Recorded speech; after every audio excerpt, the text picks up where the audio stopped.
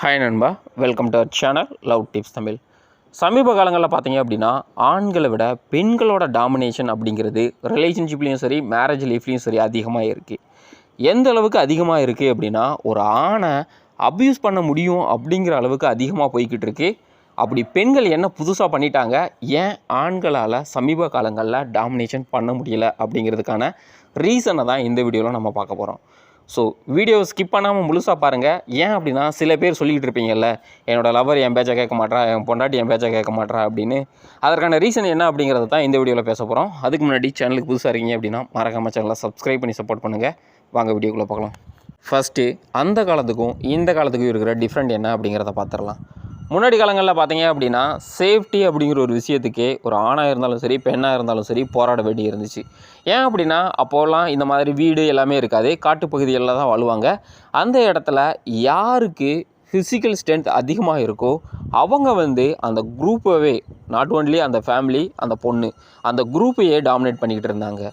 காலங்கள் மாறிச்சு, டெக்னாலஜியும் அப்டேட் ஆக ஆரம்பிச்சிச்சு, எல்லாருக்குமே ஒரு சேஃபான பிளேஸ் கிடைக்க ஆரம்பிச்சிது.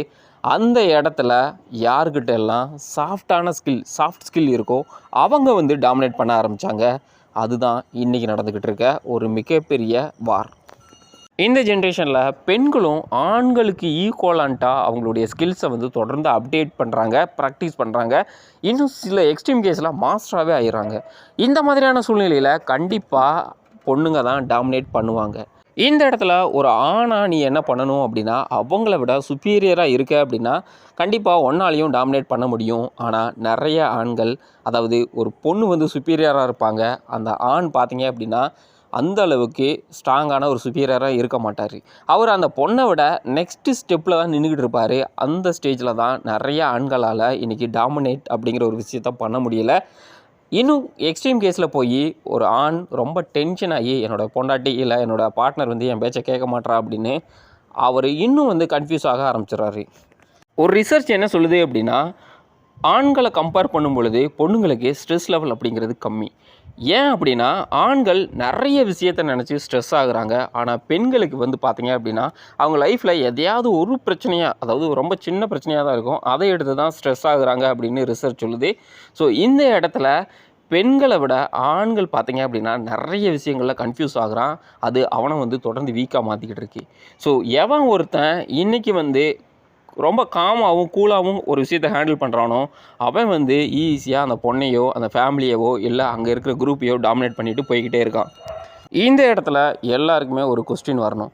ஏன் ப்ரோ, அந்த காலத்தில் ஆண்கள் ஃபிசிக்கலாக ஃபிட்டாக இருந்தால் அந்த டைமில் அவன் டாமினேட் பண்ணால், அந்த டாமினேட் பண்ணுறவனை எப்படி பொண்ணுங்கள் கண்ட்ரோல் பண்ணினாங்க அப்படின்னா ரொம்ப சிம்பிள் தான், ஃபிசிக்கல் ரிலேஷன்ஷிப்.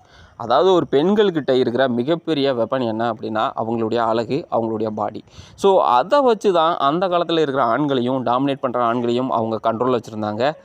இதே விஷயம்தான் இன்றைக்கி நடக்குது. ஆனால் சில ரிலேஷன்ஷிப்பில் என்ன நடக்கும் அப்படின்னா, அந்த பெண்கள் ரொம்ப டாமினண்ட்டாக சுப்பீரியராக இருக்கிறாங்க அப்படின்னா கண்டிப்பாக அந்த ஆணுக்கு ஃபிசிக்கல் ரிலேஷன்ஷிப் கிடைக்கிறதுக்கு அலோவ் பண்ண மாட்டாங்க. அதுதான் நிறைய ரிலேஷன்ஷிப்பில் இன்றைக்கி நடக்குது.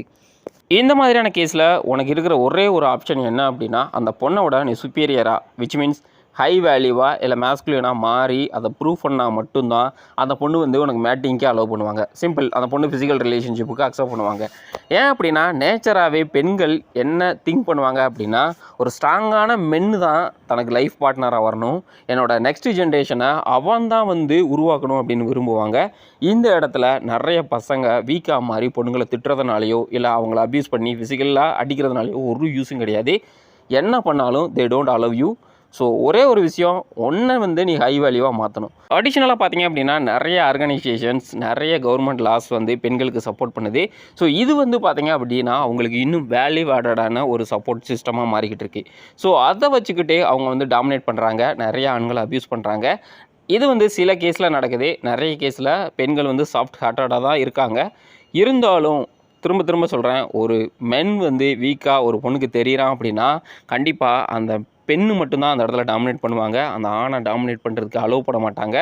ஸோ முடிஞ்ச அளவுக்கு நீங்கள் ஹை வேல்யூவாக மாறுங்க. இல்லை அப்படின்னா நீங்கள் ரிலேஷன்ஷிப்பில் இருந்தும் ஜீரோ ஃபிசிக்கல் ரிலேஷன்ஷிப்பில் தான் உங்களால் இருக்க முடியும். இது நிறைய கேஸில் நடக்குது. ஓப்பனாக சொல்லணும் அப்படின்னா, என்னுடைய ஒய்ஃபோ இல்லை என்னுடைய பார்ட்னரோ என் பேச்சை கேட்க மாட்டாங்க அப்படின்னு புலம்புறதை விட்டுட்டு உங்ககிட்ட என்ன பிரச்சனை இருக்குது, என்ன இம்ப்ரூவ் பண்ணணும் அப்படிங்கிறத நோக்கி யாரெல்லாம் நகர ஆரம்பிக்கிறானோ அவனால் ஈஸியாக டாமினேட் பண்ண முடியும். அவன் வந்து அந்த பொண்ணு மட்டும் கிடையாது, மற்ற பொண்ணுங்களையும் ஈஸியாக அட்ராக்ட் பண்ண முடியும். ஆனால் நிறைய ஆண்கள் இதை பண்ணாமல் என் பொண்டாட்டி என்னை மதிக்க மாட்றா, என்னோடய லவர் என்னை மதிக்க மாட்றா அப்படின்னு தப்பான பழக்க வழக்கங்கள், குடி, கஞ்சா, அந்த சிகரெட்ஸ் இந்த மாதிரியான விஷயங்களில் நீங்கள் ஈடுபடுறீங்க அப்படின்னா இன்னும் வீக்காக மாறுவீங்க. தெருவில் இருக்கிற நாய் கூட உன்னை மதிக்காது. ஸோ நீ வந்து உன்னோட ஃபேமிலியை டாமினேட் பண்ணணும் அப்படின்னா you need to be high value. திரும்ப திரும்ப சொல்கிறேன், ஹை வேல்யூ. அது ஒரே நாளையில் வராது. You need to practice.